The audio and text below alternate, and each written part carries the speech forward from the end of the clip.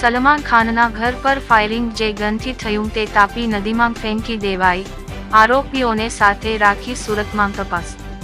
બોલિવૂડના સુપરસ્ટાર મનાતા સલમાન ખાનના ઘર પર થોડા દિવસો અગાઉ ફાયરિંગ થયું હતું।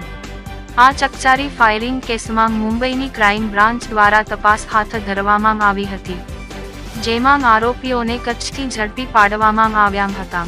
ત્યારે પકડાયેલા બંને આરોપીઓએ જે ગનથી ફાયરિંગ કર્યું હતું તે ગન સુરતથી પસાર થતી વખતે તાપી નદીમાં ફેંકી દેવામાં આવી પૂછપરછમાં ખુલ્યું હતું, જેથી એન્કાઉન્ટર સ્પેશિયાલિસ્ટ દયા નાયક સહિતની ટીમ દ્વારા આરોપીઓને સાથે રાખી સુરતની તાપી નદીમાં તપાસ કરવામાં આવી હતી। ટ્રેનમાંથી ગન ફેંકી દીધી।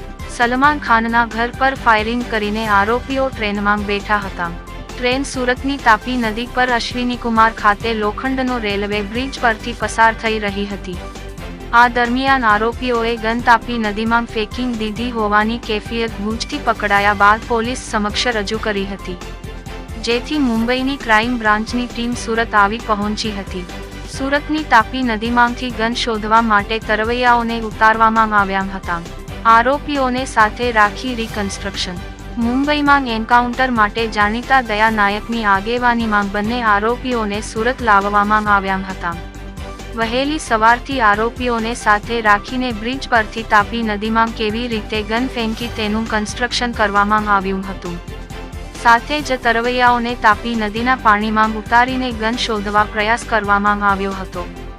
સમગ્ર વિસ્તારમાં પોલીસના ધામા રહેતા સ્થાનિકોમાં પણ ભારે ઉત્તેજના જોવા મળી હતી।